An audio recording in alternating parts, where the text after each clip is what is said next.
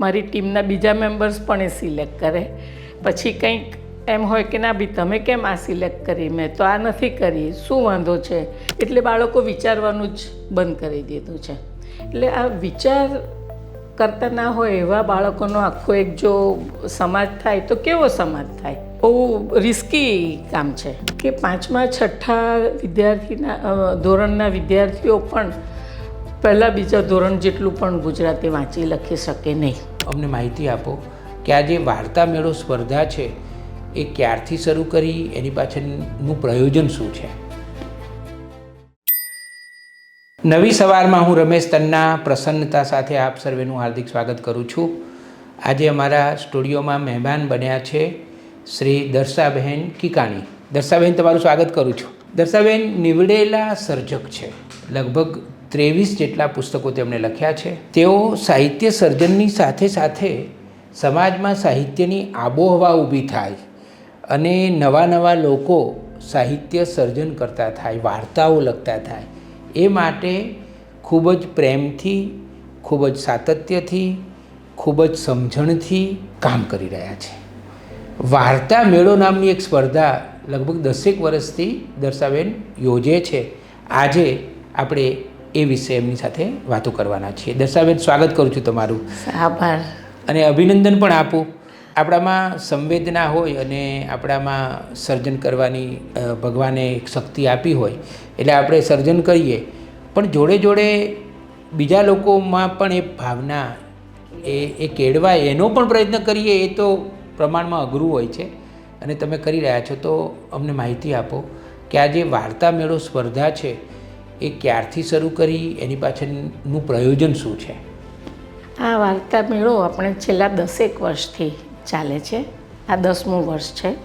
દર વર્ષની 1 જાન્યુઆરીથી 15 જાન્યુઆરી સુધી વિદ્યાર્થીઓ અને શિક્ષકો આપણને વાર્તા લખી અને મોકલે. છેલ્લા 4 વર્ષથી ઓનલાઈન જ મોકલે છે. એ પહેલાં ઓફલાઈન ફિઝિકલ ફોર્મમાં આવતી હતી. લગભગ 1000 વાર્તા આવે દર વર્ષે. આખા ગુજરાતમાંથી? આખા ગુજરાતમાંથી અને મહારાષ્ટ્રમાંથી પણ આવે. પછી એને અમે સ્ક્રુટિનાઇઝ કરીએ, 100ના બંડલ કરીએ. એમાંથી 100માંથી 10 વાર્તા સિલેક્ટ કરીએ. મારી ટીમના બીજા મેમ્બર્સ પણ એ સિલેક્ટ કરે.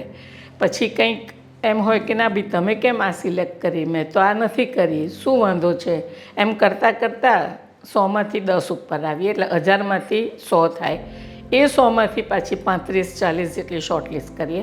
પછી એ વાર્તાઓ આપણે ભાષા નિષ્ણાતોને મોકલીએ અને એ લોકો પહેલાં 3 નંબર ને બીજી 5-7 કોન્સોલેશન પ્રાઇસીસ એમ નક્કી કરે.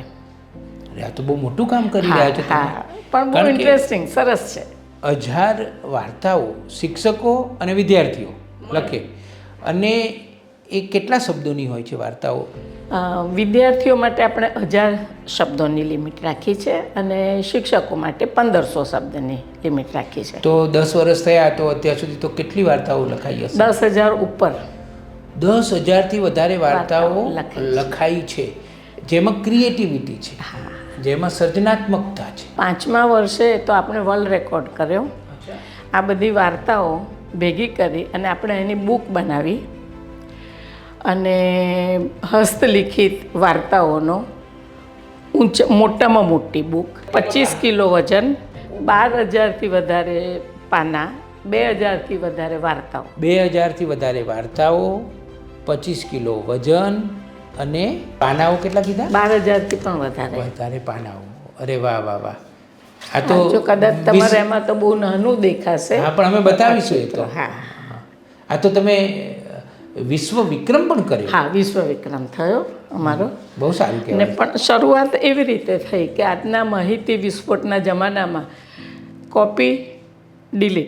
કોપી પેસ્ટ ડિલીટ ચાલે. એટલે બાળકો વિચારવાનું જ બંધ કરી દીધું છે. એટલે આ વિચાર કરતા ના હોય એવા બાળકોનો આખો એક જો સમાજ થાય તો કેવો સમાજ થાય? બહુ રિસ્કી કામ છે. એટલે અમને લોકોને થયું કે આપણે બાળકોને કંઈક વધારે આગળ લઈ જવા જોઈએ. ને આમાં જેની માતૃભાષા અંગ્રેજી નથી એવા વિદ્યાર્થીઓને વધારે સહન કરવાનું આવે, કારણ કે અંગ્રેજી એ લોકો એટલું સરસ બોલી નહીં શકે અને પોતાની માતૃભાષા ઉપરની હથોટી ગુમાવી બેસે. એટલે અમે આ કામ શરૂ કર્યું હું રિટાયર થઈ. આમ તો 30-35 વર્ષનો કોર્પોરેટ અનુભવ. અમદાવાદમાંથી MBA કરેલું એટલે સરસ.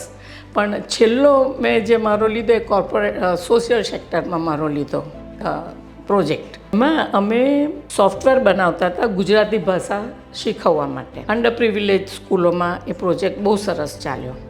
પણ જ્યારે પણ સ્કૂલમાં જઈએ તો આપણને એટલું દુઃખ થાય કે 5મા 6ઠ્ઠા ધોરણના વિદ્યાર્થીઓ પણ પહેલાં બીજા ધોરણ જેટલું પણ ગુજરાતી વાંચી લખી શકે નહીં. પછી તો ક્યારેક સારી સ્કૂલોમાં જવાનું થયું તો ત્યાં પણ એવું જોયું કે ત્યાંના વિદ્યાર્થીઓ પણ ગુજરાતી ભાષામાં નથી એ થતું. આવું બધું ચાલતું હતું. ત્યાં એકવાર હું બધા અબકડાવાળી બધી ચોપડીઓ ઘેર લઈ આવી તો મેં મારા ઘેર કામ કરતા ભાઈને આપી કીધું, ભાઈ તું આ લઈ જા ઘેર, બાળકોને વંચાવજે. તો એ કે ના બેન, મારા બાળકો તો ABCD ભણે છે. અને ત્યારે જે આંચકો લાગ્યો ને, મેં કીધું આ તો જો કોઈને વાલીઓને ગુજરાતી ભાષા ભણાવવામાં મન નથી, વિદ્યાર્થીઓને તો મન છે જ નહીં, શિક્ષકોને મન નથી, તો આ બધું કામ કોણ કરે? સરકાર તો પોતાના કામમાં વ્યસ્ત છે. એટલે કોઈ પણ જો કરી શકે તો આપણા જેવા સામાન્ય નાગરિકોએ જ આ કામ ઉપાડવું પડે. એટલે મારા હસબન્ડે મને બહુ પુશ કરી કે તું રિટાયર થઈ છે, હાથ પગ ચાલે છે, બુદ્ધિ ચાલે છે, તારી પાસે રિટાયરમેન્ટ ફંડ છે, તો તું ફરિયાદ કરે છે તો તું જ આ કામ શરૂ કર. બહુ પ્રોત્સાહન મને આપ્યું અને કાયમ મારી જોડે ને જોડે. એટલે એમાં આ શરૂ થયું. કેટલું મોટું કામ થયું, બહુ હજી થઈ રહ્યું છે. હજી થઈ. આ વખતે અમે હાસ્ય વાર્તા લખવાનું હતું. હાસ્ય વાર્તા લખવી જરાક ડિફિકલ્ટ પડે છે વિદ્યાર્થી. આ બીજી વારનો અમારો પ્રયાસ. પહેલી વાર પણ અમે આપી હતી એકવાર લખવા અને તકલીફ થઈ જ હતી. આ વખતે વિદ્યાર્થીઓએ બધા જોક્સ ભેગા કરીને આમ તેમ એટલે ઘણા વિદ્યાર્થીઓએ લખી છે વાર્તા, પણ બહુ મજા નથી આવી. શિક્ષકોએ નંબર ઓફ સ્ટોરીઝ ઓછી આવી છે પણ ક્વોલિટી બહુ સારી આવી છે આ વખતે. કુલ કેટલો ખર્ચો કરો છો દર વર્ષે આની પાછળ તમે? 2 લાખ રૂપિયા. એટલે અમારી મહેનત ના ગણીએ તો અમે છે આ વખતે 1 માર્ચે આપણે જે સમારંભ ઇનામ વિતરણ સમારંભ રાખવાના છે એ દિવસે જ ખાસો એવો ખર્ચો થઈ જાય. પ્લસ આપણે ઇનામો પણ સરસ હોય છે. પહેલાં 11,000, પછી 7,000, 5,000 અને 8-10 જણને આપણે પ્રોત્સાહન ઇનામો આપીએ, સેમ વિદ્યાર્થીઓ અને સેમ શિક્ષકોને. એટલે શરૂઆતમાં 2 વર્ષ અમારા મિત્ર હતા, એમણે અમને કીધું કે ભાઈ આ તો મને ગમતો પ્રોજેક્ટ છે, હું જ પૈસા આપીશ. પછી પિયુષભાઈ આપણા વાઘ બકરીવાળા, એમણે 1 વર્ષ કીધું કે ના 1 વર્ષ મને કરવા દો. પણ પછી અમને થયું કે આટલું સરસ કામ આપણે જ કેમ ના કરીએ. એટલે હવે અમારા રિટાયર ફંડમાંથી જ આ કામ અમે કરીએ છીએ અને સરસ ચાલે છે. તમને અને રાજેશભાઈ બંનેને અભિનંદન કે તમે ભાષા સાહિત્યનું, સમાજનું કેટલું સુંદર કામ કરી રહ્યા છો. અને તન મન ધન તમે પોતે કેટલો બધો સમય આપતા હશો. એટલે તનથી, મનથી અને પૈસા પણ તમારા, તો ધનથી 3 મહિના તો જાય જ આમાં. છેલ્લા 3 મહિના ફૂલ આમાં જાય. મને એ જાણવું છે કે આ વાર્તાઓ જે આવે છે એનું સ્તર કેવું હોય છે? આપણને જાણીને નવાઈ લાગશે, પણ આપણે એવું માનીએ કે ઇંગ્લિશ મીડિયમના છોકરાઓ શું ગુજરાતીમાં લખવાના, પણ છે ને એ લોકોનો આ બધી વાર્તાઓ બધી ભાષામાં આવે છે કે માત્ર ખાલી ગુજરાતીમાં? માત્ર ગુજરાતીમાં. પણ ઇંગ્લિશ મીડિયમના વિદ્યાર્થીઓ પણ લખતા હોય, ભાગ લઈ શકે. હા, કારણ કે એ તો ગુજરાતી પરિવારના જ હોય. હા, બરાબર છે. એ લોકો એટલું સરસ ગુજરાતીમાં લખે છે. ઓહો. અને ઇંગ્લિશને લીધે એ લોકોને 2 ભાષાનો અનુભવ રહે. એટલે એ લોકો ઇંગ્લિશમાં પણ વધારે વાંચી શકે, ગુજરાતીમાં પણ વાંચતા હોય. એટલે એ લોકોની ક્વોલિટી આપણા ગુજરાતી છોકરાઓ કરતાં વધારે સારી હોય છે. ક્યારેક વ્યાકરણમાં થોડાક કાચા પડી જાય, પણ મૌલિક વિચારો, રજૂઆત એ બધું બહુ સરસ હોય એ લોકોનું. તમે હસ્તલિખિત કર્યો ગ્રંથ મોટો 5 વર્ષ છે, પણ બીજી બધી વાર્તાઓ ક્યાંય સચવાય છે? અત્યાર સુધીની બધી વાર્તાઓ સાચવેલી છે. એટલે ફિઝિકલી પહેલી 6 વર્ષની, અને બાકીની તો હવે બધી ઓનલાઈન છે. એટલે અમે અમારી વેબસાઇટ ઉપર બધી, એટલે જે છેલ્લા 4 વર્ષની છે એ તો ઓનલાઈન જ જો કોઈને વાંચવી હોય તો વાંચવા મળે, વાંચી શકે, ચોક્કસ વાંચી શકે. અને આપણે જે વિજેતા વાર્તા છે એ લોકોની આપણે પુસ્તક બનાવીએ છીએ. અચ્છા, એ કર્યું છે? કેટલા પુસ્તકો થયા? દરેક 9 વર્ષ સુધી થઈ ગયા છે. 10મું વર્ષ આ પૂરું. એટલે વિજેતા વાર્તાઓનું પુસ્તક તો કરો જ છો દર વર્ષે. એમાં કેટલી વાર્તાઓ હોય આશરે? વિદ્યાર્થીઓની 3 પહેલી અને આમ તો આપણે 5 જ આશ્વાસન, પણ વાર્તાઓ એટલી સરસ હોય ને કે અમે ઘણીવાર 8-10 આશ્વાસન ઇનામો આપીએ. એટલે એવી રીતે 12-13 વિદ્યાર્થીઓની હોય, સેમ એટલી શિક્ષકોની હોય. એટલે 25-30 વાર્તાઓનું એક પુસ્તક થાય. પુસ્તક થાય. વાહ દર્શાબેન, તમે કેટલું ઉત્તમ કામ કરી રહ્યા છો. પણ અમને બહુ ગમે છે, બહુ મજા આવે છે આ કામ કરવામાં, ખરેખર બહુ મજા આવે છે. અને કોરોના વખતે અમે વિચારતા હતા કે હવે કોરોનામાં ક્યાં આપણે આ કામ કરીએ. સામેથી ફોન આવે કે બેન વિદ્યાર્થીઓ હેરાન કરે છે, તમે જલ્દી આ તારીખો એની આપો એટલે અમે બાળકો પાસે લખાવતા થઈએ. ને એ વખતે અમને મેક્સિમમ રિસ્પોન્સ મળ્યો. અને અત્યારે પણ દિવાળી હજુ ગઈ નથી ને બધેથી ફોન આવવા માંડે, બેન એ તારીખોએ વાર્તા મેળો શરૂ થશે, વહેલી થશે, મોડી થશે એમ કરીને. હવે તો બધા રાહ જોતા હશે. રાહ જુએ બધા.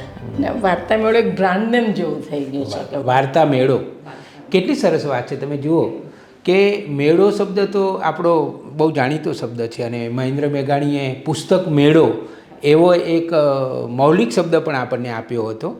અને આપણને દર્શા બહેને એક બીજો મૌલિક શબ્દ આપ્યો જેનું નામ છે વાર્તા મેળો. વાર્તાઓ પણ શણગાર સજીને સજી ધજીને ભેગી થાય અને બધી વાર્તાઓ ભેગી થઈને મેળો કરે, મેળામાં ઉજવણી કરે, એની એ કલ્પના પણ કેટલી બધી સરસ છે. જ્યારે આપણી પાસે હાર્ડ કોપીમાં વાર્તાઓ આવતી હતી ને ત્યારે તો એટલી સરસ શણગારીને વાર્તાઓ આવતી હતી. એટલે અમે એનું એક્ઝિબિશન કરતા. વાર્તાઓનું એક્ઝિબિશન કરતા એટલી સરસ શણગારીને છોકરાઓ મોકલે વાર્તાઓ.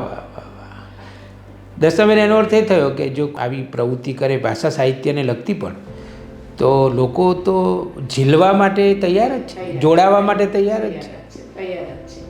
અને ક્યારેય પૈસાની સારા કામ માટે પૈસાની અગવડ નથી પડતી. એ તો એકદમ સાચી વાત છે. ક્યારેય નથી પડતી પૈસાની. એકદમ સાચી વાત છે. તમને હૃદયથી અભિનંદન આપું છું. અને નવી સવારના પ્રેક્ષકોને હું કહું કે આ ભગવાને આપણને જીવન આપ્યું છે, તો કેવી રીતે જીવવું. ઘણા લોકો ફરિયાદ કરતા હોય છે કે હવે મારે શું કરવું, મારે કઈ પ્રવૃત્તિ કરવી.